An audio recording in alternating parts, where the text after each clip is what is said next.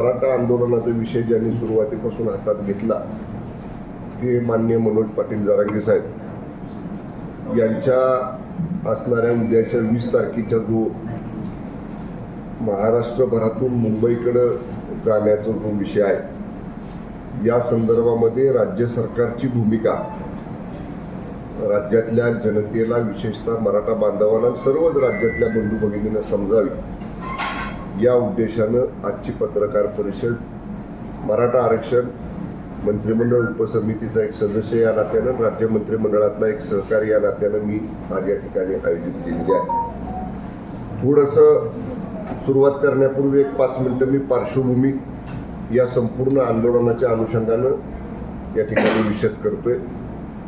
माननीय मनोज पाटील जरांगेंनी सुरुवातीला जे आंदोलन हातामध्ये घेतलं, जो विषय हातामध्ये घेतला, तो मराठवाड्यातील 9 जिल्ह्यातील ज्या लोकांना निजाम काळामध्ये मराठा समाजातल्या लोकांना कुणबी प्रमाणपत्र मिळत होती, त्यांच्या कुणबी नोंदी होत्या, त्या लोकांच्या कुणबी नोंदीप्रमाणे त्यांना कुणबी प्रमाणपत्र द्यावं, हा पहिला विषय माननीय मनोज पाटलांनी या ठिकाणी हातामध्ये घेतला.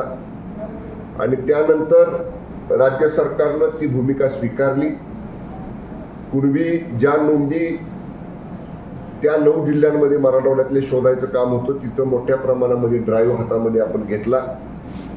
जे दप्तर निजाम स्टेटमध्ये गेलं होतं, त्या दप्तराच्या सुद्धा माहिती घेण्यासाठी आपले अधिकारी त्या सरकारकडे गेले. मध्यंतरी त्यांच्याकडं विधानसभेच्या सार्वत्रिक निवडणुका असल्यामुळं आचारसंहिता होती, पण ती संपल्यानंतर पुन्हा त्या कामाला आपण गती दिली. म्हणजे पहिला विषय जो माननीय मनोज पाटील जरांगेंनी घेतला होता, त्याच्या बाबतीत सकारात्मक निर्णय सरकारने घेतला आणि कुणबी नोंदी ज्यांच्या ज्यांच्या सापडल्या त्यांना कुणबी प्रमाणपत्र देण्यासाठी स्वतंत्र कक्ष मराठवाड्यातल्या 9 जिल्ह्यांमधल्या प्रत्येक तहसील कार्यालयामध्ये, प्रांत कार्यालयामध्ये, जिल्हाधिकारी कार्यालयामध्ये आपण सुरू केला. नंबर 1. तदनंतर मनोज पाटील जरांगे म्हटले की 9 जिल्ह्यातच नाही, सगळ्या महाराष्ट्रामध्ये ज्यांच्या ज्यांच्या कुणबी नोंदी आहेत त्यांना कुणबी प्रमाणपत्र द्या. राज्य सरकारनं त्याच्या बाबतीत सुद्धा सकारात्मक भूमिका घेतली. सगळ्या जिल्हाधिकाऱ्यांना, मंत्रिमंडळामध्ये याच्यावरती चर्चा झाली, सगळ्या जिल्हाधिकाऱ्यांना शासनानं आदेश दिले की प्रत्येक ठिकाणी ज्यांच्या कोणाच्या मराठा समाजातल्या बांधवांच्या, भगिनींच्या जुन्या दप्तरामध्ये कुणबी अशी नोंद असेल त्याला कुणबी प्रमाणपत्र द्या. ती सुद्धा मागणी माननीय मनोज पाटील जरांगेंची आपण मान्य केली. तदनंतर माननीय मनोज पाटील जरांगेंनी सांगितले की आता सगळ्या सोयऱ्यांना सुद्धा प्रमाणपत्र द्या. याच्यामध्ये सुद्धा सरकार सकारात्मक आहे. सगळे सोयरे या शब्दाचा अर्थ काय लावायचा याच्या बाबतीत बरीच चर्चा झाली. राज्याच्या ॲडव्होकेट जनरलकडनं आपण त्यांचा अभिप्राय मागवला. त्याचं डेफिनेशन काय असावं, सगळे सोयरे या शब्दाची व्याख्या काय असावी, याच्या बाबतीत क्लिअर ओपिनियन आपण ॲडव्होकेट जनरल साहेबांचं घेतलं. जे 3 रिटायर्ड हायकोर्ट जज मराठा आरक्षण हा विषयासाठी सरकारला मार्गदर्शन करण्यासाठी एक मंडळ नेमलेलं आहे, त्या 3 माननीय निवृत्त उच्च न्यायालयाच्या न्यायमूर्ती साहेबांचं सुद्धा याच्या बाबतीतला आपण त्यांच्याशी सुद्धा चर्चा केली. आणि या बाबतीत सुद्धा सगळे सोयऱ्यांच्या संदर्भातलं प्रमाणपत्र देण्याच्या बाबतीत सुद्धा सरकार सकारात्मक आहे. त्या बाबतीत जर अध्यादेश काढावा लागत असेल तर तो अध्यादेश सुद्धा काढण्यासंदर्भातली कायदेशीर प्रक्रिया आपण सुरू ठेवलेली आहे. असं सगळं असताना पुन्हा आता 20 तारखेला यायचंच मुंबईला आणि मुंबईमध्ये लाखो मराठा बांधवांनी येऊन या ठिकाणी आंदोलन करायचं, ही जी माननीय मनोज पाटील जरांगे साहेबांची भूमिका आहे, ही कुठंतरी मुंबईमध्ये असेल, महाराष्ट्रामध्ये असेल, ही लोकांना थोडासा त्याच्यापासून गैरसोय होणार आहे. एवढ्या मोठ्या संख्येने माणसं मुंबईत आल्यानंतर मुळातच आपण सगळ्यांनी पाहिलं मुंबई किती कंजेस्टेड आहे, मुंबईचं जीवन हे मिनिटावर चालणार आहे. आणि मग मुंबईवासियांना, मुंबईकरांना त्यांची सुद्धा त्या ठिकाणी अडचण होईल. राज्यभरातून येणाऱ्या लोकांची सुद्धा तिथं अडचण होईल. सरकार, मी या ज्या गोष्टी आता सांगितल्या, ज्या मनोज पाटील जरांगे साहेबांनी सरकारबरोबर चर्चा केली, कुठेही सरकारनं नकारात्मक भूमिका घेतलेली नाही. एकमेव आंदोलन असं असेल मनोज पाटील जरांगेंचं की राज्याचे माननीय मुख्यमंत्री त्यांच्या पहिल्या आंदोलनाच्या वेळी स्वतः त्यांच्या आंदोलनाच्या ठिकाणी गेले.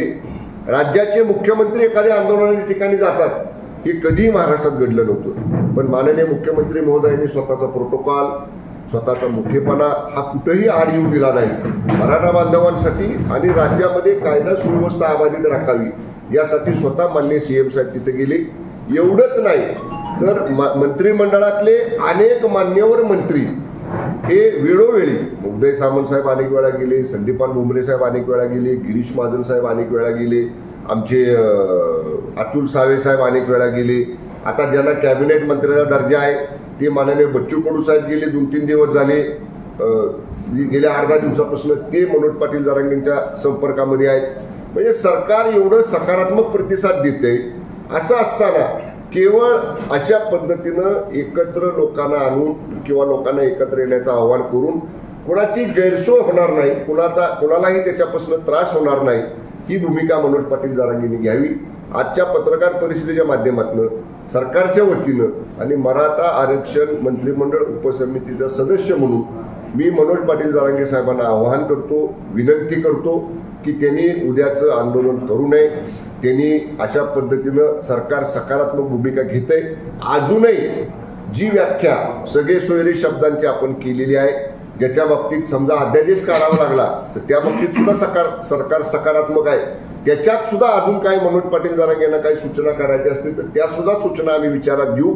सरकार कुठेही मराठा समाजाच्या विरोधात नाही, इतर कुठल्याही समाजाच्या आरक्षणाला आम्ही धक्का लावत नाही. इतकं स्वच्छ भूमिका ही सरकारची असताना आता बघा, अनावधानानं मोठ्या संख्येनं, लाखो संख्येनं लोक मुंबईमध्ये आले. आपण येताना सांगतो शांततेत या, आपण आवाहन करतो, जे नेतृत्व आंदोलनाचं करतात ते आवाहन करतात. पण एवढ्या मोठ्या समाजामध्ये काही 4-2 माणसं अशी असतात की ते सगळं वातावरण खराब करण्यासाठी कारणीभूत ठरतात आणि मग विनाकारण परिस्थिती आपल्या हाताबाहेर जाते. आणि मग परिस्थिती हाताबाहेर गेली की मग सरकारला सुद्धा परिस्थिती आटोक्यात आणण्यासाठी काही भूमिका घ्यावी लागते. आता आपण बघतो अनेक आंदोलनं पाठीमागे झाली, मग त्या आंदोलनांमध्ये अशा पद्धतीनं जर कोणी कायदा हातात घेतला तर त्याच्यावरती कायदेशीर कारवाई झाली.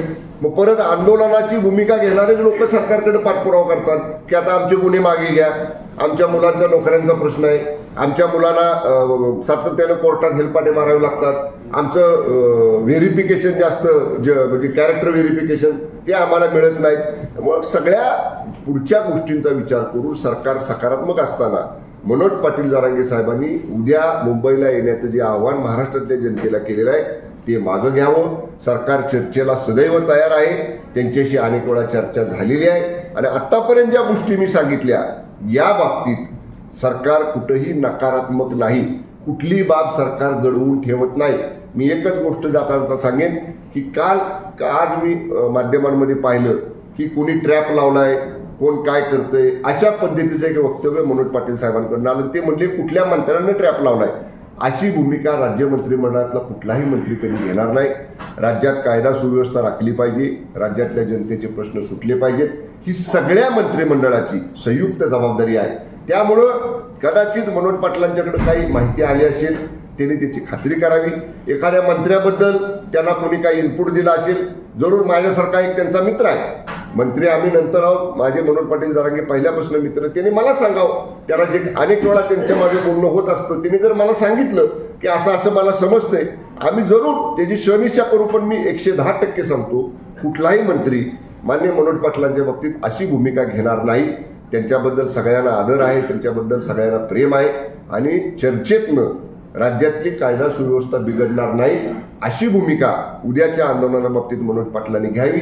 त्यांनी त्यांचं आंदोलन रद्द करावं, राज्य सरकारला सहकार्य करावं. केव्हाही राज्य सरकारची 24/7 त्यांच्याशी या प्रश्नावर चर्चा करण्याची तयारी आहे. राहता राहिला प्रश्न, जे 54 लाख लोकांचे नोंदी सापडल्यात त्यांना 20 तारखेच्या आत प्रमाणपत्र द्या, हे जे माननीय मनोज पाटील सांगतायत. 54 लाख लोकांना प्रमाणपत्र देण्यासाठी एक प्रमाणपत्र द्यायचं झालं तर त्याची कार्यपद्धती कायद्यानं निश्चित केलेली आहे. त्याला माझ्याकडे आता सुद्धा त्याची माहिती आहे. त्याच्यासाठी किती कागदपत्र जमवावी लागतात, किती ठिकाणी अर्ज करावे लागतात, किती ठिकाणी त्याचं क्रॉस व्हेरिफिकेशन करावं लागतं आणि घाई गडबडीमध्ये एखादं प्रमाणपत्र दिलं आणि उद्या ते चॅलेंज झालं आणि एका चॅलेंज झाल्यामुळं जर या सगळ्याच भूमिकेला, या सगळ्याच प्रक्रियेला जर समजा कोर्टात ती अडकून पडली तर घाई गडबड केल्यामुळं आपणच आपल्या पायावर दगड पाडून घेतल्यासारखं होईल. जर सरकारनं कमिटमेंट केलेली आहे, ज्यांच्या नोंदी सापडलेल्या आहेत त्यांना अर्ज केल्यानंतर त्यांची सगळी कागदपत्र तपासून जे त्या निकषामध्ये बसतायत त्यांना प्रमाणपत्र देण्याबाबतीत सरकार कुठेही चालढकल करणार नाही. सरकारनं वेगळे कक्ष, स्वतंत्र कक्ष यासाठीचे प्रमाणपत्र देण्यासाठी प्रत्येक तहसील कार्यालयात, प्रत्येक प्रांत कार्यालयात, प्रत्येक जिल्हाधिकारी कार्यालयात असे कक्ष केलेले आहेत. त्यामुळं सरकार एवढी सगळी भूमिका सकारात्मक घेत आहे. माननीय मुख्यमंत्री महोदय हे स्वतः सकारात्मक याच्या बाबतीत आहेत. जरी माननीय मुख्यमंत्री महोदय गेली 3 दिवस परदेशामध्ये होते, काल माननीय मुख्यमंत्री महोदय आल्या माझं त्यांचं या बाबतीत बोलणं झालं. आपण काय काय कार्यवाही केलेली आहे, आपण कशा पद्धतीने याच्यात पुढे जातो आहोत याच्या बाबतीत सरकारच्या वतीनं ही भूमिका आम्ही या ठिकाणी स्पष्ट करतोय. केव्हाही आम्ही कुणीही त्यांच्याशी, मनोज पाटलांची चर्चा करायला तयार आहोत. त्यांनी अशा पद्धतीनं राज्याला उद्याच्या त्यांच्या आंदोलनामुळं कुणालाही सामान्य माणसाला तकलीफ होणार नाही, त्रास होणार नाही आणि कायदा सुव्यवस्था बिघडणार नाही यासाठी मनोज पाटलांनी उद्याचं आंदोलन रद्द करावं, यासाठी त्यांना सरकारचा मंत्री म्हणून मी विनंती करतो. शिष्टमंडळ ऐकू तेवढंच पाठ झालंय. शिष्टमंडळ आणि ती दुरुस्ती, काय दुरुस्ती करतो रे? त्याला तुरटी निघाणं, फरटी निघाणं, काय तुरटी काढतो? 5 मे 2021 ला आरक्षण रद्द झाले. भोसले साहेब समितीनं त्रुट्या भरल्यात. कुठे अहवाल? अहवाल कुठं आहे? आता 54 लाख नोंदी मिळाल्यात. प्रमाणपत्र कुठं रे? काय आले तो रे? उग हिंड ते घेणं, डिझेल नाशी ते शासनाचं. पैसे आमचे त्या डिझेलाला कर आम्ही भरतो. काही शेंग हानते तू कुंकडची कुंकड, मग माणूस जातो ताळेली. मी काय तुम्हाला, तुमचं दुःख नाही मला माहिती आहे ना काय आहे ती. मी तुम्हाला मॅनेज होत नाही, फुटत नाही. हे दुःख नाही होणार, काय करशील? गोळ्या घालशील. घाल भर तू, कसा घालतो ये भर तू. ते एक एडपट म्हणतं 200 पिस्तूल घेतल्या. कुठे घेतल्या? कुठे घेतल्या रे? काय सांगत बरळवाडी कुठली. आणि याला काय माहिती आम्ही पिस्तूल घेतलेल्या? बीडचं काही जाळलेलं याला माहित होतं. तुला कसं काय माहित होतं रे? नंबर टाकलेले तूच करतो हे सगळे कुठाने. याला सगळ्या पदावरून काढून गृहमंत्री साहेबांना माझी विनंती आहे, तुम्ही खरोखर शहाणपणाची भूमिका घ्या. आणखीन तुमच्या हाताच्या बाहेर गेलेलं नाही. तुम्ही स्वतः हाताळा. मुख्यमंत्री साहेबांना हाताळा, त्याला पदावरून हटवा. त्याला विचारा ते 200 कुठून आणल्यात. तो आमच्या याच्यात हिंसाचार घडील. तुम्हाला सांगतो, जर कुठं गालबोट लागलं रे बाबा तर याच्यात त्याचा दोष नाही, तुम्हाला तिघाला पकडिणार. मुख्यमंत्री आणि 2 उपमुख्यमंत्री दोषी तुम्हाला तिघाला धरणार. डॅमेज तुम्ही तिघं होणार याच्यामुळं. त्याच्यामुळं आंदोलन व्यवस्थित हाताळा. आंतरवालीचा प्रयोग केला पुन्हा तसा तुमचा कार्यक्रम तर सरकारच्या डोक्यावर गुलाल टाकायला जायचं. गुडघे इतका थर मुंबईतल्या प्रत्येक रस्त्यावर साचला पाहिजे, इतक्या टनानं गुलाल घेऊन जाणार आहेत आम्ही. आणि नाही दिलं तर मुंबईच्या सगळ्या रस्त्यावर मराठेच असणार, आरक्षण घेऊन येणार. याच्यावर मी ठाम आहे. तुमच्याकडून तोडगा कधी निघेल? आता माझ्या काय तोडगा काढायचा? माझ्या जो काय राहील तोडाला सगळं तोडील ना भाऊ. मला बारगाड्या दुखा लागलं नाही आणि उपोषण करायला लावून मला काय, मला उठता येत नाही, बसता येत नाही. भाकर खाताना मी हातानेच खातोय बसून. का करू? तोडग्याला काय काय संधी नाही दिली सरकार, मुख्यमंत्री साहेबाचा आणि उपमुख्यमंत्री साहेबाचा. मी खरं सांगतो, माझी पाडणं थोपटीत. इतका प्रामाणिकपणानं संयमानं चालवतोय मी हे आंदोलन. आणि सरकारला सुद्धा आम्ही 7 महिन्याचा वेळ दिलाय. माझ्या बापानं, माझ्या मायबाप मराठ्यानं वेळसुद्धा दिलाय. माझा मायबाप, माझा बापच मराठा समाज आहे. समाजाने 7 महिन्याचा वेळ दिलाय. आणखी द्यायचा. आत्ता 23 डिसेंबरपासून 20 जानेवारीपर्यंत सुद्धा ही वेळच होता. तो आमच्या तयारीसाठी होता, पण त्यांच्यासाठी हा वेळच होता.